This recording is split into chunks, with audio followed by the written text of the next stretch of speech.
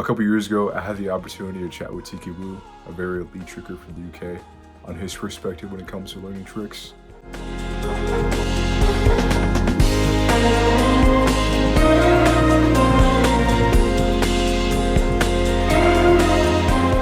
What he shared has a lot of value, especially for those who are struggling with tricks or just need a fresh perspective. So here's a 5-minute segment video of what we talked about, and I hope you found it useful. Learning new tricks, when you're approaching new tricks, like, how do you know when you just gotta keep doing the same tech until you land it and get stronger? Or when do you start changing the tech altogether to try and land it? If that makes any sense. Uh, Uh, I think the answer to that one is probably it's almost at least for me, it's almost always there's never a bad time to look at the tech and try and overhaul it or like fix things dramatically about it and having to go out like your comfort zone to fix things. I think like I would say that there's few tricks in my entire life that I get to a point where I'm just drilling the same tech. Like when you said that first part of the question, where it's like, how long does it take? You know, at what point with the technique do you just want to do more reps? I'm almost always looking at technique. A lot of the time, I'm never.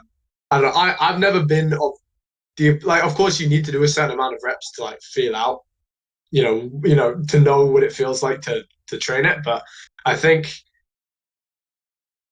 a lot of the time it's more beneficial to just look at the tech, go really deep down and figure out what you can change about the technique rather than just continue to, because you can like rep something out that you don't know what needs to be fixed still yet. And you can never always know what needs to be fixed. So a lot of the time you see people repping stuff out for like hundreds of reps when they're doing something detrimental, like they're trying to do it in a way that doesn't work or whatever, or is bad technique. And then at that point, it's like, yeah, you should not be just sending it.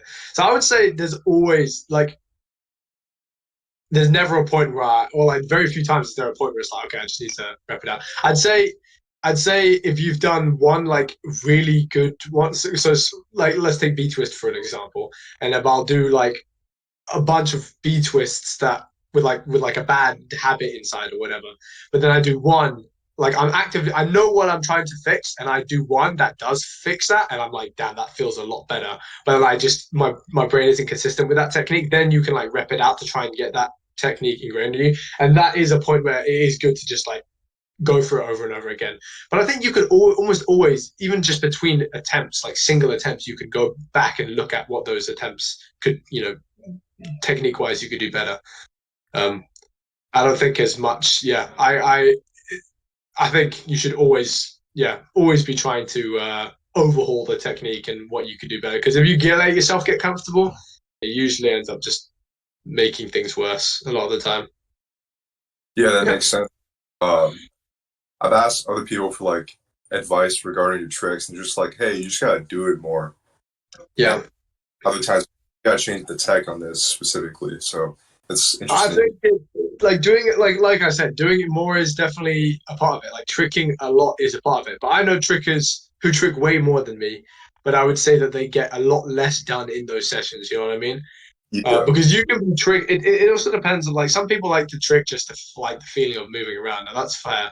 But if you're actively trying to improve on like specific tricks and stuff, I think it's important to just like knuckle down, find like what you need to do to better those tricks, and then don't even need to be sessioning all the time. Just take with you like what you've thought about to whatever session, whenever you are going to session, and actively try and make those fixes. Because like I don't think I'm a firm believer in that you don't need to be training like a crazy amount of tricking every week or whatever.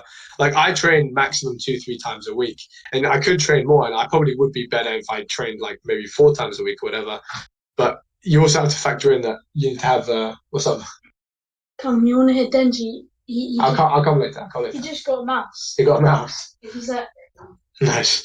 But yeah, I definitely try and think. Fuck, I've lost my train of thought now.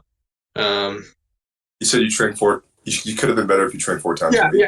Yeah. I might be like, if I trained like 4 times a day now, I might be, I'll have more time training. So obviously I'll have things that I'm better in. Like my cardio would probably be better. But I think in terms of purely technique wise, I think sometimes it's good to sit with it at home, like sit with a thought. Like if you're really dedicated to getting like a trick better, what I used to do is like just spend a lot, because there was a period of time when I started where I didn't have time at a gym more than once a week, once or twice a week max. And so what I would do is the time in between when I was at home and didn't have a spring floor to train on, I would either, do a couple of reps out on it on trampoline or whatever, or just sit with it in my head. I'd be looking at videos on YouTube or whatever and be like, okay, watching the trick in slow motion, be like, okay, that's what I need to do. And then if you're thinking about it enough, thinking about wanting to change something enough, eventually it's just going to change the more when you finally go and start to work on it. So yeah, spending time outside of the actual training is to just like think about get the mental part over with before you even have to go to the gym. It's like a really good thing, I think.